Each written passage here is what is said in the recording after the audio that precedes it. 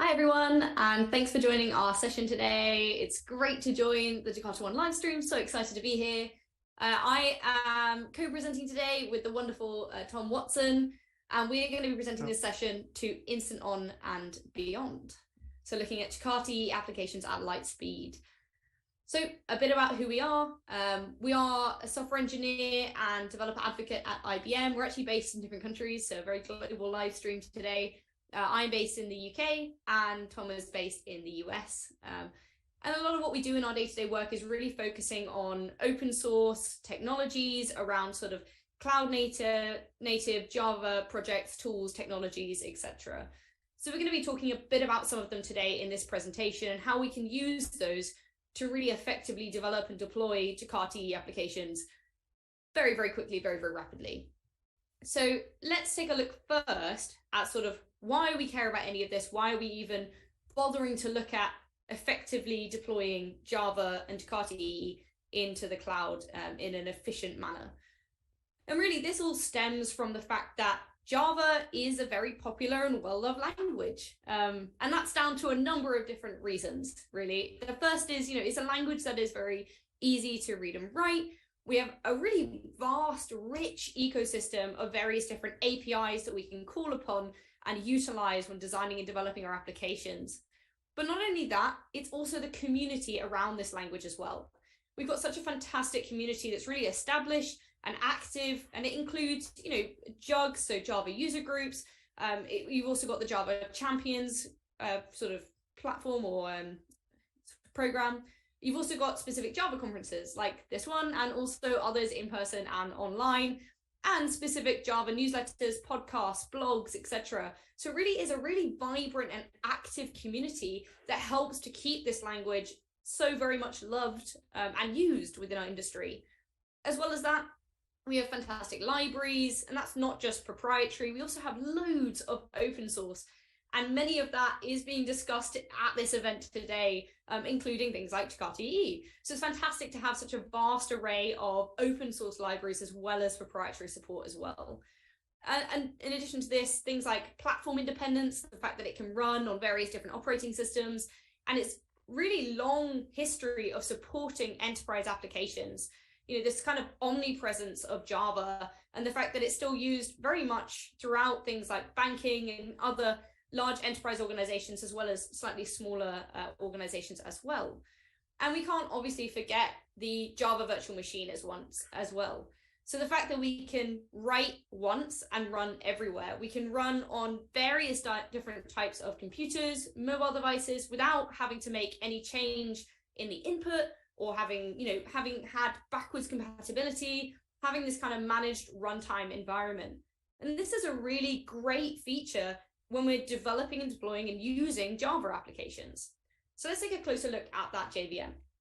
So, way back, when Java was released back in sort of 1995, all computer programs were really written to a specific operating system, and the program memory was managed by the software developer. The fact that we were able to introduce the JVM really was a revelation and helped us to ensure things like portability and flexibility of Java programs across different types of architectures, platforms, etc. The JVM essentially enables us to be able to configure the same quality machine code and help to speed up things like our processing time. Within that, it usually has two compilers. So you've got the C1 and the C2. C1 is designed really to run faster and produce less kind of optimized code, while C2 balances that on the other hand by taking a little bit more time to run but producing a better optimized code. So we've got this kind of balance within it. However, this was all kind of pre-cloud era. So this was all kind of designed before we had to think about demands and new challenges introduced in the era of the cloud, and things like optimizations, whether that be memory or throughput or performance, having flexibility, portability, resiliency, all of these key behaviors. And that's why we get excited about designing and developing and deploying in the cloud. And so we get this excitement of, ooh, the cloud. But with the cloud comes potential challenges as well, as I mentioned. And it has shifted the way that we need to be considering sort of the demands that are placed on our applications. Next slide, please, Tom. Thanks. So some of those challenges include the fact that, the JVM was originally designed with sort of portability and flexibility in mind. But that meant that bytecodes were essentially being loaded lazily and optimized while the application was still running. The result of this was essentially much slower startup times, but we still got that high peak throughput. The cloud, however, really has shifted this demand and shifted that in the performance characteristics of JVMs. So it's now changed the way in which we need to be considering how we develop and deploy applications, and not just developing and deploying, but also how we run the applications in the cloud. So, for example, when we're running a microservice architecture in the cloud, there are different demands on the JVM as opposed to running a more traditional on-prem setup kind of thing. And these differences can also have economic implications as well. You can see from the graphs on the right what a more traditional profile would look like, and the fact that we have this sort of gap between the two really results in higher costs for us when running it in the cloud. And what we really want is something more like the bottom graph there.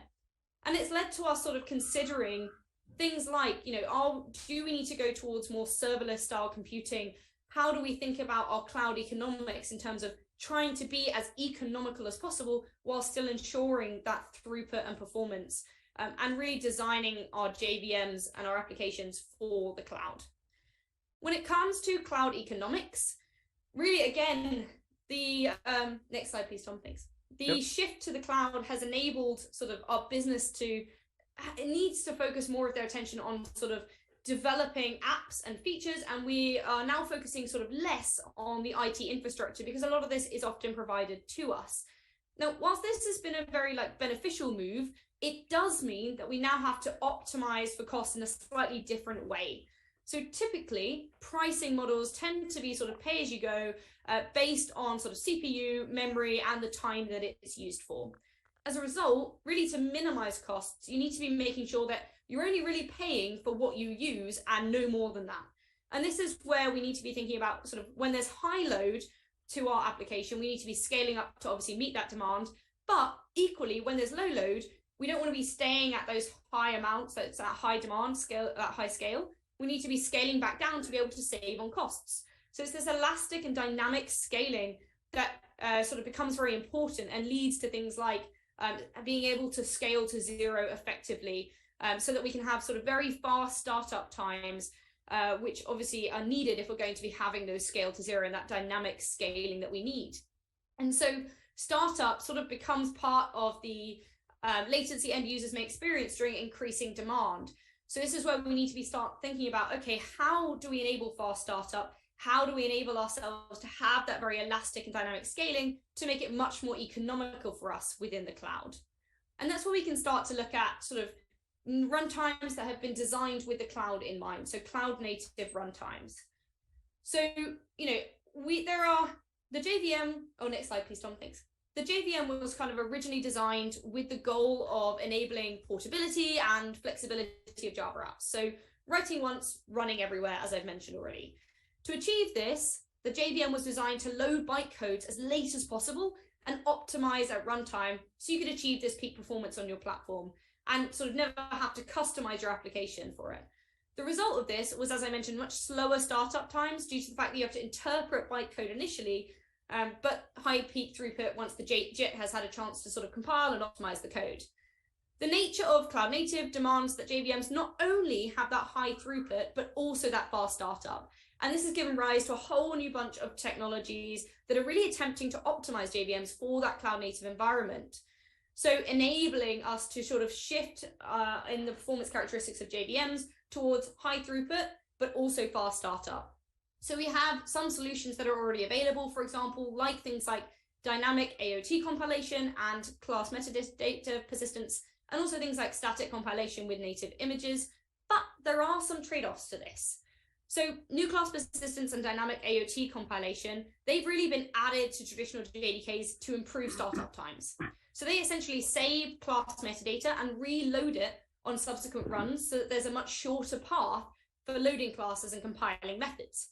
This has benefits to startup performance. So if you see the graph that we got on the right, the side that is biggest shows the advantages. So you can see that sort of on the native image side, that GraalVM side, we've got a slightly more on the right-hand side in that startup time. So there are benefits, So it's interesting to see that, but there are some trade-offs as well. Now, native image is kind of new, but also really old approach where the entire application is compiled statically. So you have this kind of closed world analysis. So there's no interpretation that's required because everything is compiled. So you already start at peak performance. So you get some really fast startup times. However, so for example, trade-offs with native image are things like, because it doesn't have a JIT, it can't benefit from profile guided optimizations in the same way that a traditional JDK does. So your peak performance is often lower than a traditional JDK. Additionally, JVMs have sort of tried and tested garbage collection policies that are very efficient at reclaiming memory, so making that as efficient as possible. So memory footprint might be under peak, and it can often be measured to be lower on traditional JVMs in comparison to native images. You've also got to think about the fact that this is kind of a closed world analysis. So native images often strip out the parts of the app that aren't needed, keeping image sizes small. But that being said, with technologies like, for example, multi-layer SAC, there's sharing when you have multiple JVMs in a container image. So the JVM app might be slightly larger. Sharing the JVM image would result in a smaller footprint. And of course, you've also got to think about the fact that full static compilation does take time. So you will experience sort of longer build times for your apps in comparison to traditional JDKs. And with the JVM, you get sort of a dynamic platform that lets you import code and sort of rewrite your bytecode at runtime. Whereas with native images, this isn't possible. You need to know upfront all of the code that will be run and specify it. And that's kind of an additional burden on users. So you can see the usability is slightly skewed towards JDK on our graph here. And also things like common debugging tools aren't going to work on native images because it's not native executables. It's a native executable, not a JVM. So these are kind of some of the trade-offs in terms of the benefits of things like native images versus using something like a more traditional JDK. However, to be able to try and bring these two worlds together, there have been some sort of advancements and innovations that have been happening in the JVM space to try and bring these together. So that includes the JIT server technology. Next slide, please. So in Eclipse OpenJ9, there have been some advancements that have been going around introducing this technology, which stands for, it's essentially JIT as a service. So separating out the JIT from the sort of JVM itself. Next slide, please. So JVMs employ this JIT compiler, as I mentioned. It helps with that optimization to improve the throughput of Java applications. But JIT compilers don't come for free. They consume resources, and in terms of CPU and memory, they can also interfere with things like the smooth running of Java applications. So we were kind of looking for a solution of, well, wouldn't it be nice to keep all of the advantages of dynamic compilation, but eliminate some of its disadvantages? And this is kind of where the JIT server technology came in. So in the Eclipse OpenJ9 JVM, the JIT compiler has essentially been decoupled from the rest of the JVM, and it runs as its own independent processes, either locally or in a remote machine. And this process is referred to as a JIT server and can easily be containerized and run in the cloud. And so this is essentially what's happening. What that enables us to do is have sort of auto management by orchestrators, like, for example, Kubernetes or Docker Swarm. And you can make sure the service is essentially always running and scaled properly to demand. It's essentially the same as if you were changing a monolithic app into microservices. We've just done the same thing here. We've just made the JIT essentially that kind of microservice out of that kind of monolithic JVM that we had before. But it is worth noting, as you can see on the diagram here, we have crossed out JIT on the left-hand side, but actually it's not gone. It can still be used if the remote JIT should become unavailable. So it can be very reliable in that regard because you've always got a JIT available. And it actually comes with various different benefits. So for example, if we go to the next slide, things like improving container density and cost. So container sizing can be based solely on the resource usage of the Java application, which means that we can basically have smaller containers and increase our application density, meaning that we can reduce our overall costs. So as you can see here, the size of the shape that we have in this diagram essentially indicates its relative container size. So you can see in the legend here, we've got lots of different applications that are all running. And the number in the shape is essentially the memory limit for that container. So as you can see in the top row, all 3 workers are being used, and the size of the containers are all larger than the bottom graph, because essentially we're building in extra memory to avoid things like out of memory exceptions, issues, and improve throughput. The bottom row uses the JIT server. So now we can condense it down to just 2 worker nodes instead of 3 being used. So despite the fact that the JIT server containers, which are the ones shown in brown here, are the largest containers in the node, there are savings that have come from being able to scale down each of the application nodes. So essentially the end result of this is being able to save 33% in cost savings by using 1 less worker node. So there's some great savings there to be made. And as well as that, we've also got additional benefits in throughput comparisons as well. Next slide, please. So actually the orange line here that you can see represents the top row from that previous page that we saw, and the blue line represents the bottom row from the previous page, which uses that JIT server. And each graph represents each of the applications that we were taking a look at. And you can see that performance is pretty even, despite the fact that the JIT server is working with less worker node CPUs. The small blue lags are kind of likely caused by noisy neighbor effects due to all the apps that are loaded up at the same time. But you can see the performance is pretty much equal with less costs and less worker nodes, which is a great sort of benefit to using this. Obviously, there are alternatives that you could take a look at, for example, like AOT compilation that I mentioned. Next slide, please. And that's essentially ahead of time compilation using native images. Next slide, please. And this is kind of picked up by things like GraalVM, for example. It's the approach they use. And this is where you're essentially transforming the program into machine code before you execute. But as I mentioned, there are pros and cons. Next slide, please. So really, it's about sort of looking at the pros and cons, but perhaps there's some way of being able to have the benefits of both. So is there a way in which, just like when we looked at, introducing JIT in the first place to introduce that sort of faster startup for JVMs in the first place, is there a way that we could gain the benefits of AOT whilst not losing the benefits of JIT and JVM, of that full JVM, that dynamic compilation, to be able to have a chart that is sort of at the max for each of these various behaviors when we're looking at deploying our cloud native applications? And that's what we're going to be taking a look at through Tom's demo today with the InstantOn technology. So I'll pass it over to Tom. Be faced when we're starting to use CRIU. But first, let's go into what CRIU is exactly. So it stands for Checkpoint Restore and User Space.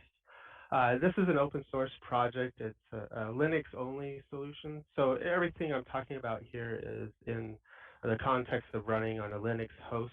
And in particular, we view this technology to be very interesting for doing containerized applications that are running in, like a Kubernetes environment or out on the cloud. So we're very much focusing this solution for that type of environment. But CRIU itself is a very general purpose tool, and what it enables is a snapshot or a checkpoint of a particular application or process. And when it's taking a snapshot, what CRIU does is it basically pauses the execution of the whole application so they can gather up all of the state for that particular process, and then it can store it down onto disk in a readable format. And at a later point, perhaps even on another machine, CRIU can read this data and then restore the process and get it back up and running from the exact point that it was when it paused it and took the snapshot. And from the running application's perspective, it doesn't actually feel like or know that it was stopped or had that gap between times whenever we did the checkpoint and did the restore. All of its state is there that was previously there, and it just picks up and can continue running. And the CRIU restore is quite fast. It can happen in as much as 50 to 100 milliseconds on a really complicated application. But then at that point, we're up and running from that state. So if you bring that back into the Java context, whenever we're doing the checkpoint, all of your threads that we're running, all of your objects are created in your heap, and so on, all that stuff gets persisted and stored as the state of the process when we do the checkpoint. So then when we restore, all of that's there and we can get quickly up and running. But there are some challenges with that because anything that's run before the checkpoint may contain some state that you wouldn't necessarily want to restore over and over into individual instances. So these are some of the challenges that we were observing a couple of years back when we started thinking about, well, how can we make this really production ready? And so that's what's the effort of Liberty InstantOn as well as CRIU InstantOn, which I'll go into more details in a little bit. But once we have that proven and ready to go, we can start thinking about getting these applications up and running in 100 or 200 milliseconds. And then we can still really start applying that to these scale to zero scenarios that Grace had mentioned earlier. So we can get that cost savings whenever your applications have no traffic. We can really bring all those instances down to zero and then scale them up very quickly and avoid having any high latency for users waiting for your application to start. So here we're really just talking about a performance optimization. So we're really targeting that one aspect that Grace was mentioning, the startup time, trying to get that to be close to and compete well with the other kind of technologies that we're looking at, such as native compilation. And being able to do that, but also retain all the benefits of the full JVM. So the Open Liberty InstantOn, it's been in beta now for over 2 months. Just yesterday, we released the third beta on it. So all these numbers and things I'm going to show next are using the InstantOn Liberty beta as well as the Open J9 CRIU support. So when we're looking at performance, our team, we use a number of applications, but here's 3 of the typical ones we use. They range in complexity. The one on the left is ping perf. So this is a very simple Jakarta RESTful service, web service, and it just has a simple endpoint that displays the system properties. But on a Liberty baseline, that can come up and service the first request in right around 1400 milliseconds. And using the Liberty InstantOn beta, we can bring that down to 128 milliseconds. Similarly, the REST CRUD is just a simple database application, also has a RESTful web service in it as well, and that takes just over 3 seconds to start up on the Liberty baseline and service its first request. And we can bring that down to 213 milliseconds. And then finally, DayTrader is more monolithic type application, a web profile or Jakarta EE platform application, and it takes upwards of almost 5.5 seconds to come up and service its first request. And we can see that one dramatically get reduced down to 310 milliseconds. So generally speaking, we see at least a 10x reduction, but oftentimes 15 or 20 times reduction in our first response startup time for Liberty InstantOn beta. So the beta itself is really, it's an effort to productize the use of CRIU with Open Liberty as well as within Open J9. And what we want to do is be able to get the state of the application into a safe mode so that it can be persisted safely and then restored and being able to restore it into many different instances that are distinct from one another and behave properly. And so we really want to make that easy and usable for the user to create their own checkpoint processes, get them up and running in container, because we really view this as a container type technology. And then we want to retain all of the functionality of that JVM and make it possible for users to use this technology without having to make massive changes to their existing applications. So the question becomes on where to checkpoint. So for Liberty InstantOn, we leverage something called the CRIU runtime. So this is the IBM JVM. It's based upon Open J9, which is the Eclipse open source Open J9 project. And it really provides this seamless checkpoint restore solution for developers. But there is some complexities you have to consider when you're thinking about where you're going to checkpoint. Generally speaking, the later in your startup process that you checkpoint means the more code you're going to run. So obviously, if you take the checkpoint later, and then restore, you're saving all that time. You don't have to do all that work to get up to that ready state where you took the checkpoint. But it does mean you ran more code. And the more code you run, the more considerations you have to take into account to make sure it's safe and ready and can be successfully restored into many different instances. So here we offer a few different what we call checkpoint phases in Open Liberty. So the very first one is called features. So those not familiar with Open Liberty, features is basically the point where Open Liberty is loading up the set of features that you've configured for your particular application. So it's a fit for purpose runtime. Depending on how much your application needs, you can only you can configure to only load the features you need, and therefore dramatically reducing the amount of resources needed to run your application. So this is the point where we've basically loaded up what you configured, but we haven't actually started processing any applications.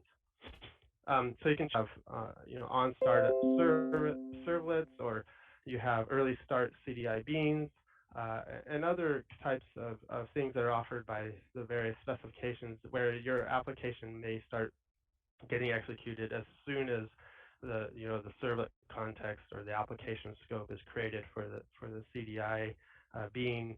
This is where we start running application code. And then once all that has run and we reported the application started, this is where we take that final checkpoint. And that checkpoint is before we've opened up any ports to take incoming requests. So we don't allow any interaction outside of the Liberty runtime to happen while we're doing this particular checkpoint operation. So with that understanding, I'm going to go into a demo of building an application using Liberty InstantOn. And I'm going to be using this getting started guide. So on Open Liberty IO. So you can go ahead and do this yourself. But here I have it already. I've already gone through the guide. I'm just in the finished directory. So the application is actually all built. It's just a simple REST endpoint. It's similar to PingPerf. It just displays the system properties, but it also enables a bunch of micro-profile technologies for doing health and metrics and so on. So in here, I have a Docker file. And so there's a Docker file in the original guide, but here I just changed it to use the beta InstantOn image from Open Liberty. So this image contains all the prerequisites necessary for CRIU to do its work, as well as OpenJ9. So it includes an OpenJ9 Simaru runtime beta, early access beta, and then as well as the Open Liberty beta that includes the InstantOn support. And so we've been working very closely with the OpenJ9 team so that we can utilize as much power out of the JVM to get it into the state that we needed to checkpoint safely. And then we also have our own hooks within Liberty so that we can make sure our stuff on top of the JVM is also safe and ready to checkpoint. So as you're picking your different choices, features or deployment or applications, if you're choosing features, the goal is that all of our code that gets up to that point, we make it safe and ready to checkpoint.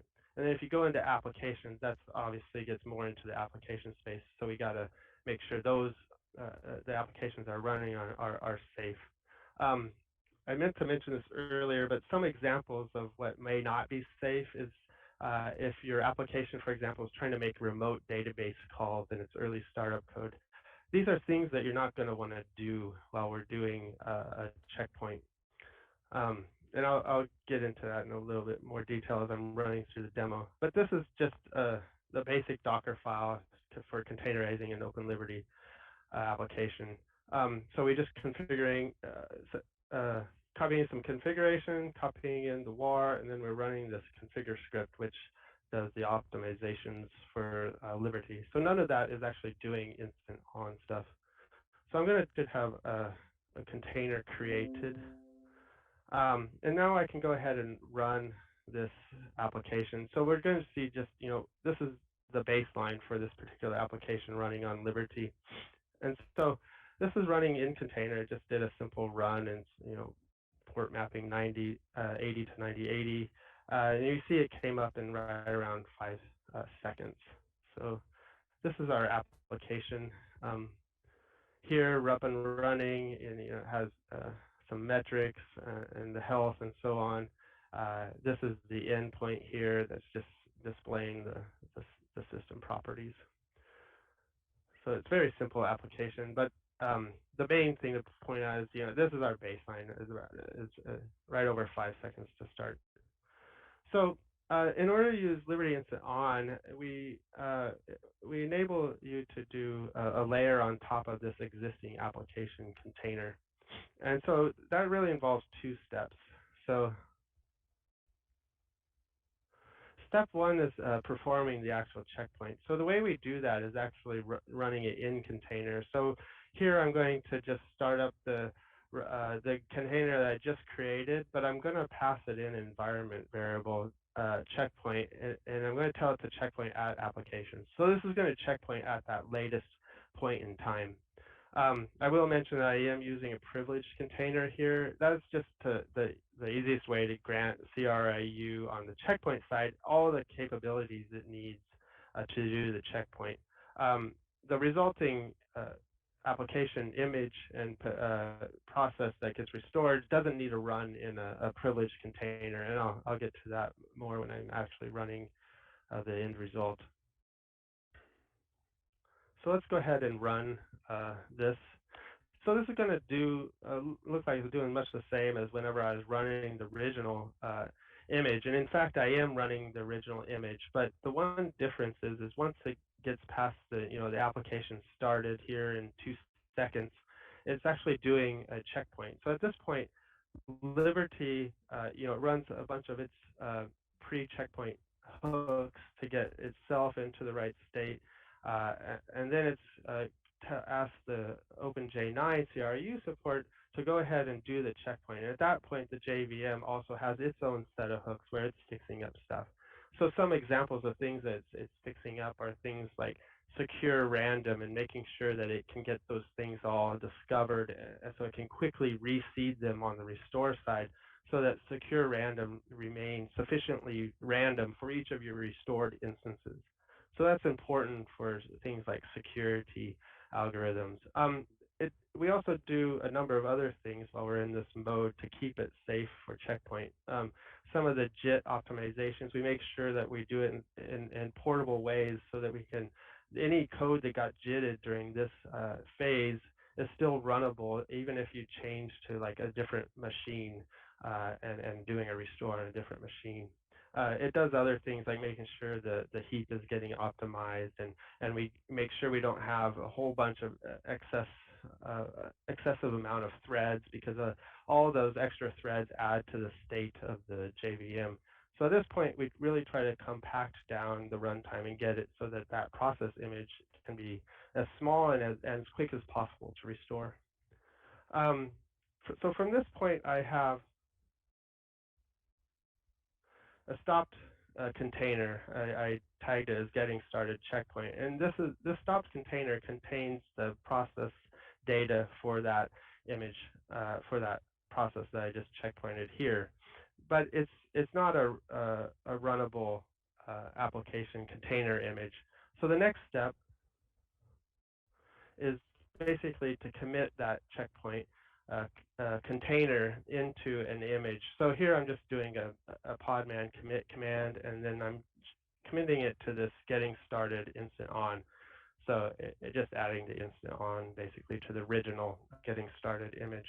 And finally, I'm just removing that container, because now that I've saved it off to the image, I don't actually need that stopped container anymore.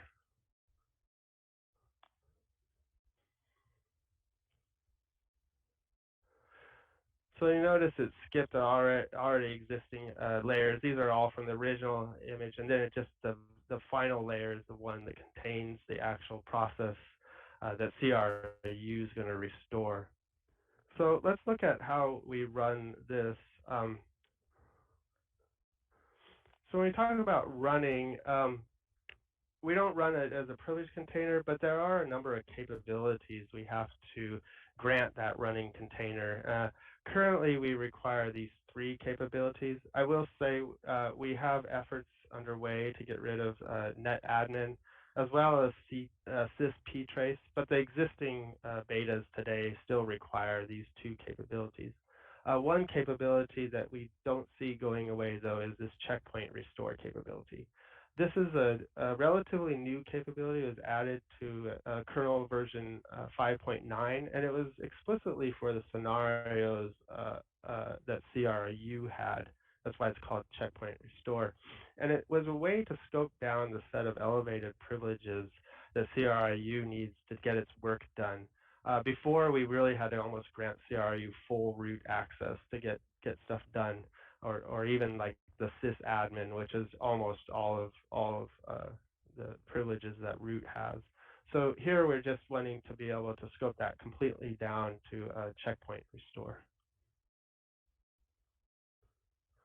So if I run this, you'll notice it came up in right around 359 milliseconds. So greater than 10x improvement, and we still have a functional application here, just like before. And you'll notice that I didn't have to do any application changes. I just was able to get it up and running and going quickly.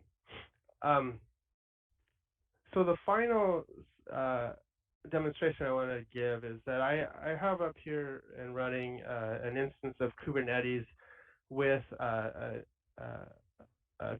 something called Knative deployed, which allows for you to do this scaling to 0 type scenarios. And if I get the pods currently, I don't actually have any running pods because they all scaled down to 0 because I haven't had any activity to the various applications. So in this environment, I have both the original image and then the checkpointed one that can start up, in 10 times faster or more.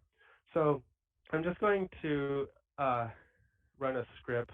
Oh, hold on, I got to get into the right directory.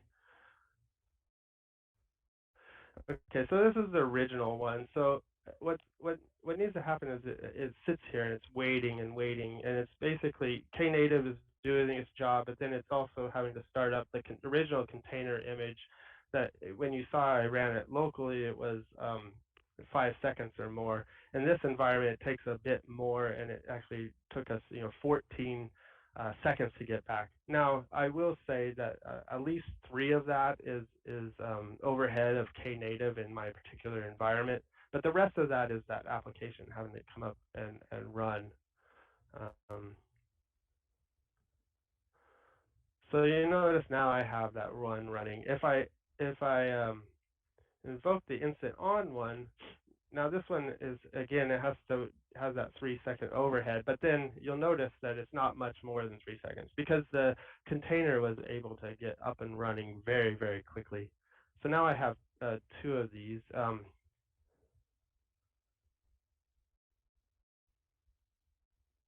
If I look at this one, this shows that one started in 600 milliseconds. This is the original one. If it's hopefully still here, it might have already terminated because I have the thing set to terminate them quite quickly. Yeah, it's already gone. But anyway, it would have shown it started up in probably around 10 seconds would be my guess. So that is the end of my demos, and it's really the end of my planned talks because I was thinking we were probably going to run out of time before I could display much else. So I think we can just go into here and say thank you. And Grace, I'll turn it over to you for this part and questions. Yeah, so we'll just summarize with if you're interested in learning more about this technology, following some of the InstantOn work we're doing, or just learning more about Open Liberty if you've not come across it before, please connect with us on social media, share your thoughts, follow us so you can learn more about this news on either Twitter or LinkedIn. And in case you're interested in finding out more, we also have some resources for you, just in case we hadn't bombarded you with information already. So if you're interested, then check out some of these links here around CRIU, InstantOn, the InstantOn beta. If you want to see the demo again, then check out the community keynotes that are later on today, because Ian Robinson will be doing some more on this technology and a demo there. But if you also want a recorded version, you can head to that YouTube link and find out there. And watch it again. And then there's also the OpenJ9 link. So hopefully that's enough link for you guys to check out more. Yeah, and I just wanted to mention the OpenJ9 blog. That has a lot of great detail about what the JVM is doing. So if you want to get into the really detailed view of it, I encourage you to go read. They have several blogs out there on this technology. So I don't know if we have any questions. I can't actually see. I don't see any questions at this point, but please monitor the chat afterwards and you can answer them there if there are any. Sounds great. Thanks guys for joining us. All right, thank you.